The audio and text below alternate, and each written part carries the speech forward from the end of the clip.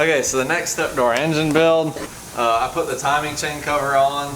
I just bolted up. Now we're gonna put on the harmonic balancer. I'm using this Ford one. I go ahead and already put some oil on here on the seal and oil inside and out here. And you just want to line it up with the keyway like that. And then you make sure your bolt's clean. I put some ARP lube on it. And you just get it started by hand. And then I impact it on and then I'll torque it later.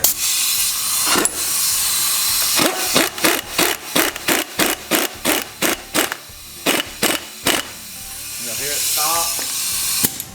And then that's all there is to the harmonic balancer.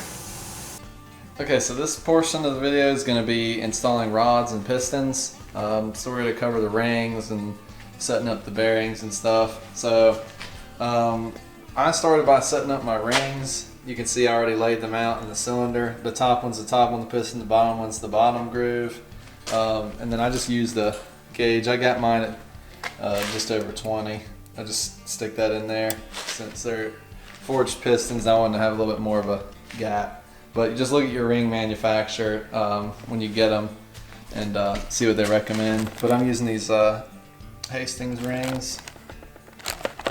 They're a Molly ring, and we're gonna put those in all the pistons. I'm gonna do them exactly how I have them laid out, number one, and then do it on number one piston. We're gonna do that, and then we're gonna show how to set up down in the bottom end. Okay, so I'm gonna take a closer look at the pistons. So these are the ones from the Fox Body Mustang. These are the forged pistons. They're TRWs. And then I went ahead and had my rods pressed in with ARP bolts, as you can see right there, and I had to get them resized the machine shop. You don't have to do this for really a stock rebuild, but I plan on revving this higher, so I'd rather it not come apart. So that's why we have ARPs now. I think they torque at 35 foot-pounds. It's a different torque.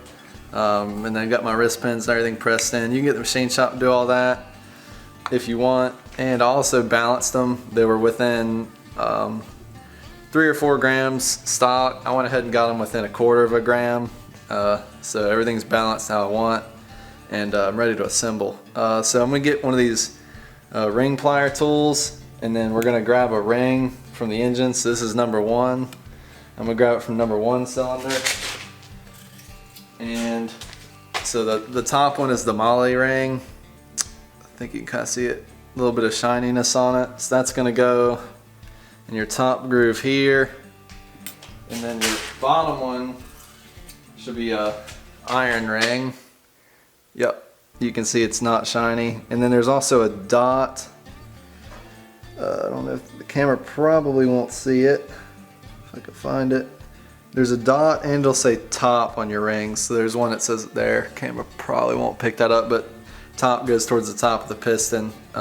Sometimes the top is directional, but this case it's not. And then you have your oil rings that go on the bottom, which they look like this. So your oil ring is going to be a 3-piece seal. You have your little thin oil ring, you can kind of see there, and then you have your just spacer that goes in the middle right there. And then sometimes the spacer requires to go in a certain way, I guess. The instructions on these said that it goes a certain way. I don't know if I've ever seen that, but we're just going to follow it how the instructions say, come with the rings. So I'm going to show how to do one piston on this engine, and then you just do the same for everything else. Okay, so here's how to do the rings on the one piston. So in my case, the little point, camera probably won't be able to see, that goes up on the little expander ring. So I'm going to put it on upwards, put that in first, like that. And then we're going to get the oil rings here and work those on. They set one on each side of the expander ring. You just kind of work them in.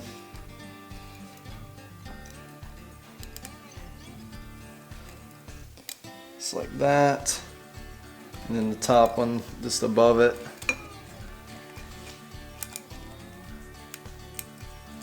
so like that. So you can see rings look like that. And then we're gonna get with our second ring and then look for the top, which top is there. These ring pliers kind of suck. Sometimes you can get away with not using them. Let's try to get it on here best I can. Just kind of give it a light stretch and okay. So that ring's on there, and I'll double check it. It says top. And then our other ring, I don't think it said top anywhere. Nope. So this one, I think the top one you can usually just stretch on. Just like that. So you can see our rings and everything are in, and then we'll have to clock them where that little gap is. We'll have to set them all at different angles. You don't want them lined up. So I'm going to go ahead and do that, and then we'll get this one set in the cylinder. Okay, so now I have the piston ready. Cleaned it, cleaned my cylinder out. I have my bearing set in with no lube behind it. You want it clean because we're going to check the clearances. I have just some rubber vacuum caps on my rods. You can use a hose if you want. I got my rings spaced the correct orientation, and the dot is forward on this motor. So what I'm going to do is I have some motor on a bucket, and I'm just going to hit inside the cylinder and hit around the rings, and then we're going to use this ring compressor and get them in. So I'm going to get some oil in my hand here. I'm going to mop some in there. This is just standard 1030 motor oil, and I'm going to put some on the piston. So I got it, you see it's all around the rings right there. It's good to have more than less. And then we're gonna get this on there. Okay, so once I get everything lubed up here, I got my caps on, my crank is spun down out of the way. Make sure you put everything straight. Just careful not to scratch anything. Get this lined up like that. And then I'm gonna use the back end of a rubber hammer, and I'm going to stick my hand under and make sure my rod doesn't hit my crank. So we're just going to tap it in.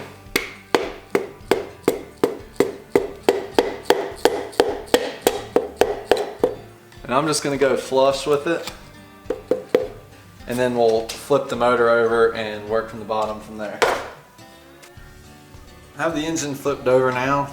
You can see the rod right there. I went ahead and triple checked my crank journal. Everything looks good. I do not have any assembly lube on anything. I'm doing this dry because I want to check the tolerances. You definitely want to use assembly lube when you're putting together final. But we're going to tap it up, and I'm going to kind of guide the rod in the correct position. So I'm going to hit it from the bottom. Okay, so once I get the piston in and the caps off, I like to give it one hit to make sure it's seated all the way. Make sure your piston's not rotated. Right over there. So now we're going to go ahead and check our bearing clearances. I have everything clean, and I'm going to, with no assembly lube, I'm going to go ahead and get a piece of my plastic gauge right here, and we're just going to set it on. And we have our bearing in our cap. Make sure we line the numbers up, and get all that put together there, just like that. Then I have ARP bolts, so I'm going to put a little bit of assembly lube there and some there. Put our nuts on, and we're torquing these to 35 foot-pounds. That's ARP torque. If you have stock bolts, I think it's like 19 to 24, but I would check. Don't take my word for that. I have my gauge or torque wrench set up to 35. Yep. And I will snug them up.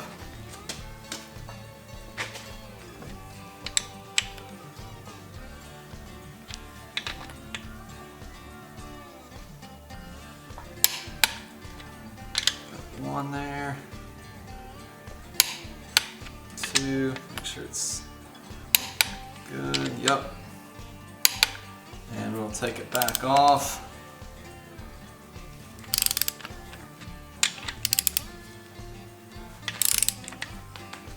Okay. Alright, so we got our cap wiggled off. We're going to grab our plastic gauge and see what our tolerance is. So, looks like I am in between 1.5 and 2 on there. I'm going to check it on the bearing there. Let's see. How good the camera will show. It's kind of hard to see in the camera, it's super faint, but yeah, it's kind of in between 1.5 to 2, so that's pretty much where I want it on this motor. So once you verify your tolerances are exactly how you want, I'm just going to put a little brake clean on here and get that off of there. You don't want that to go in your bearings. I'm going to do the same on the cap. So after we check our bearing tolerances, I went ahead and pushed our rod back down. I threw some assembly lube down on the bearing and on the crank. And I'm going to put some on the top bearing and spread around. I got some on the top of the crank already. Work that around. Make sure we line our numbers up correctly.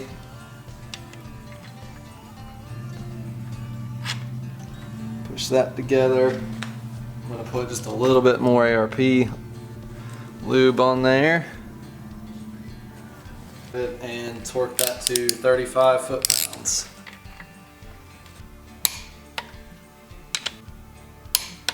So now that we have it torqued, torque wrench sit down. I'm going to go ahead and spin it over with my wrench I have on the crank.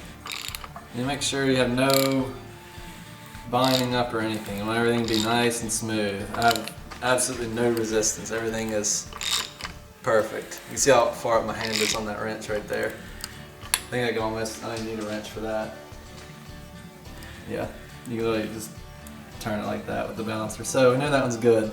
So I'm going to go ahead and set up all the rest of them off camera, do the same thing, except I usually do them by pairs. It's a little more of a pain to show off camera, but I do 2 at once, each journal, because you can clean it, because now I have to clean this again. But I'm going to go ahead and do all the other rods, and we're going to go from there. So you can kind of see the mess, but we're just going to work our way back, make sure we get the numbers correct. I just got all the pistons in here. Everything checked good. We have about 2 thou on the rod bearing clearance. So everything goes in there. Got a little wrench right here. Everything spins nice and free.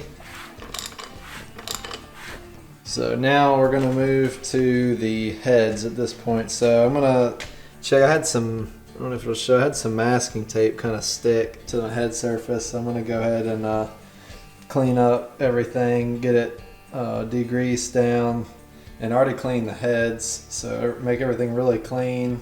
I got to put in this rear dowel pin, and we'll have to make sure we get the head gaskets the correct way. And we'll do heads next, and then I have different lifters. These are the Ford Performance lifters than the factory ones. So I don't know if my push rod length is going to be the same, so we'll have to recheck the push rod length, but it should be fine. But we're going to see what happens. Alright, so right what I have laid out in front of us here is the oil stuff for this motor. I'm going to use an aftermarket pump. We're going to use a Mellings 10687. So this is a higher pressure pump. It comes with a plus 10 pound spring installed, so it should be around 60. But it's got a case here that's obviously cast iron, so it should be stronger. The rotors inside are actually pinned, because normally you have a flat cap here, but it's actually the cap's pinned, and then it has a dowel that goes through to center everything for higher RPMs. So you can put the other spring in that comes with for plus 20 pounds, but this will be good for what we have, and it's adjustable right here with the screw. And you got to make sure it's down under here, otherwise it'll get your pickup tube crooked. So then here's another must-have for aftermarket.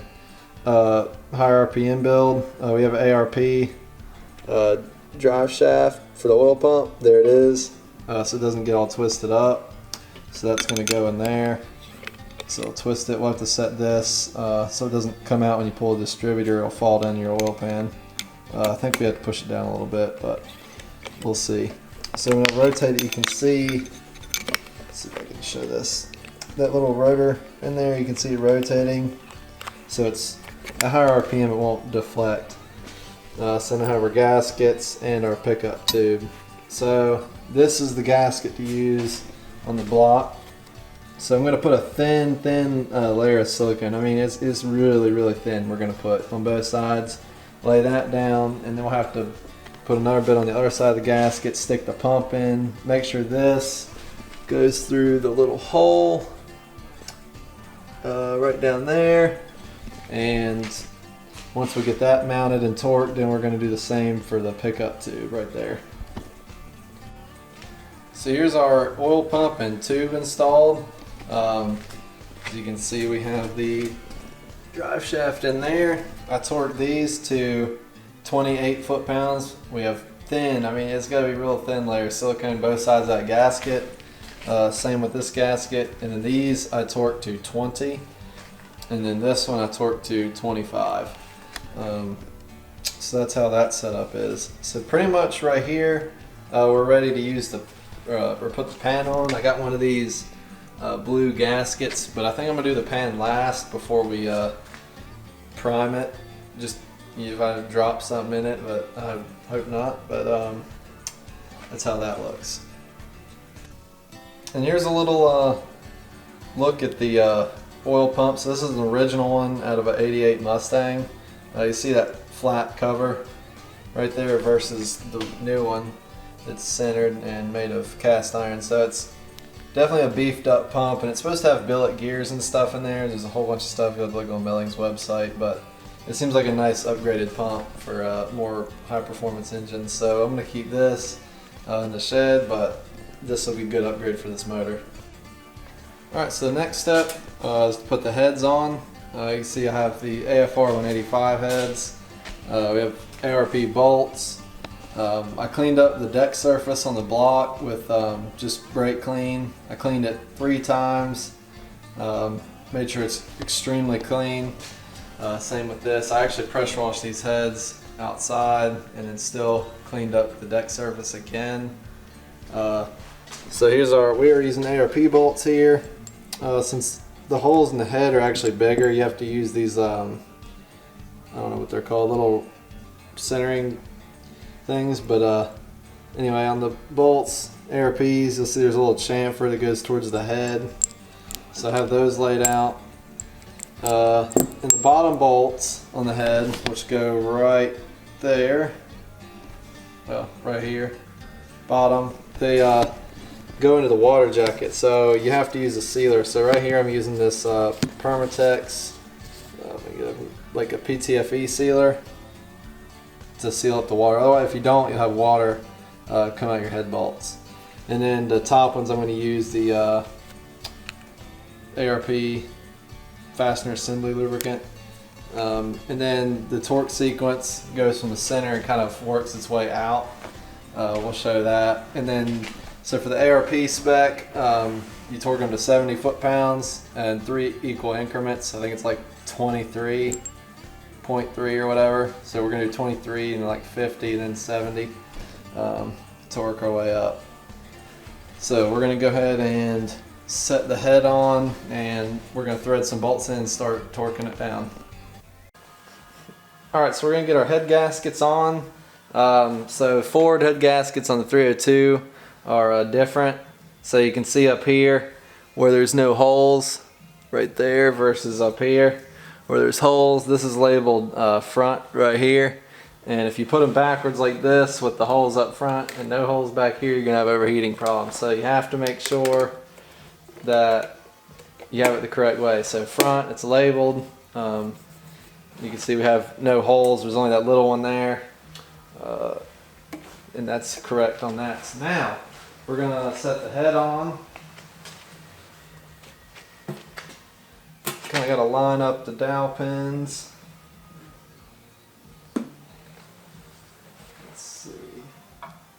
Okay, I think I got it. I'm trying to hold it here. And I already have ARP lube on the bolt there.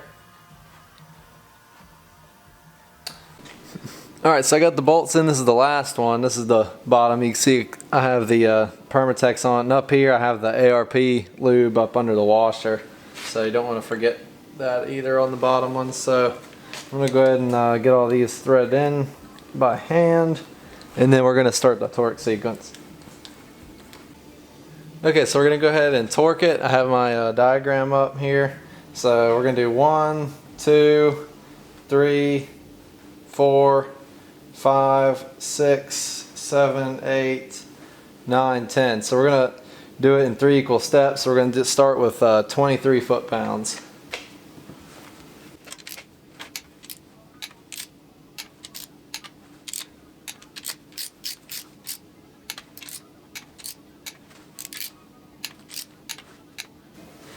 Okay, so now we're going to put it at, let's see, 46. We're going to go to 40. 1, 2, 3, 4, 5, 6. So we're going to do the same torque sequence again. Pull up my diagram, make sure I got it right. Okay, so that's the second layer. We're going to go ahead and increase it all the way to 70 foot-pounds. So I'm going to crank my torque wrench up. So that's 70 foot-pounds. We're going to follow the same torque sequence again.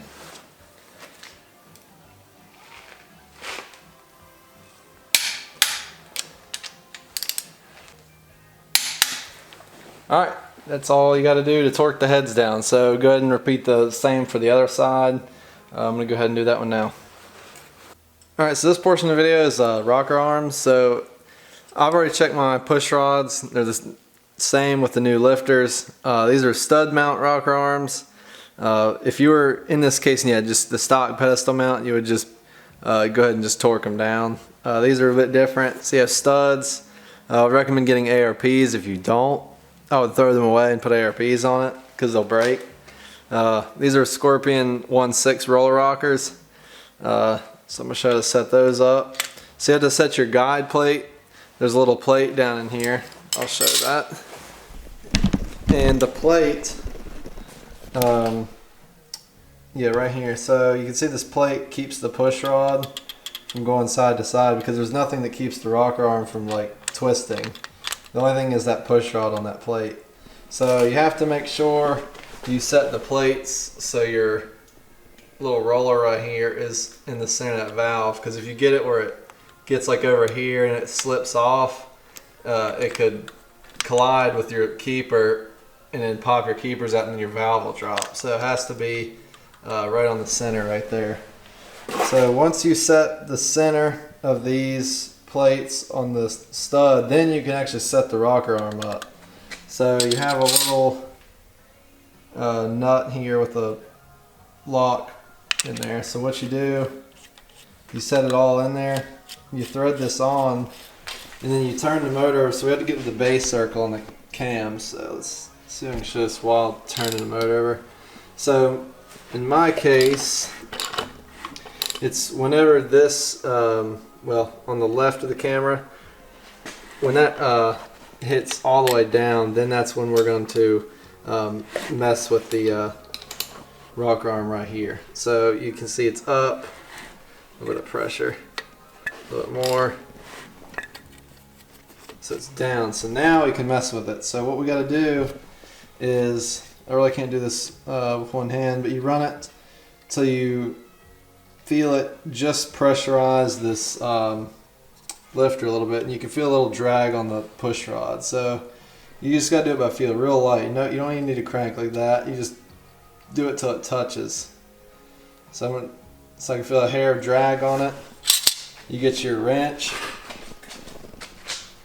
You can do it a quarter turn up to 3/4. I do a half. So you're right here. Done. That's it.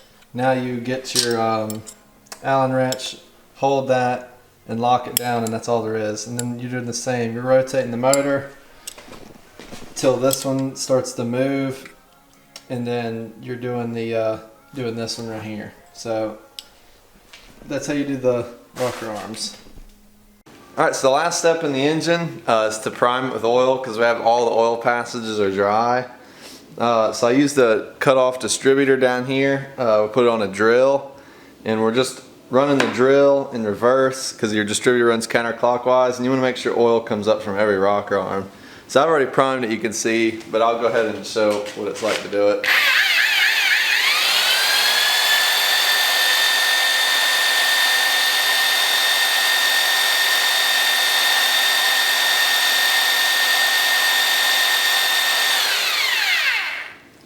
And then you can see all the rocker arms are full of oil up here.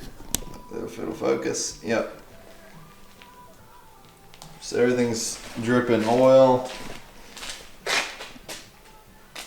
So everything looks good. I have seen bad lifter where it like was shooting oil out the rocker arm. So these lifters look okay. So we're pretty much ready to swap it in the car at this point. So here's the car we're going to put the engine in. This motor is wore out. It only has about 5 to 10 pounds of oil pressure at idle when fully warmed up. When cold it builds slow and it smokes. So this motor is just wore out. So we're going to go ahead and get that other motor in. Because this motor, it only has GT40 heads as the 3 bars and the Trick Flow Stage 1 cam. As pedestal mount roller rockers, and it runs pretty good, just no oil pressure. So we're gonna put the other motor in and see how it runs. Alright, so this is about a year later. I've had the 302 in the car for a little over a year at this point. It's running really well, really strong. We have great oil pressure. It's like 75 pounds cold. It idles at like 30, and we have a consistent 60 when revving it out. It's really performed well. It sounds amazing. And I'm going to throw in some clips here of it running.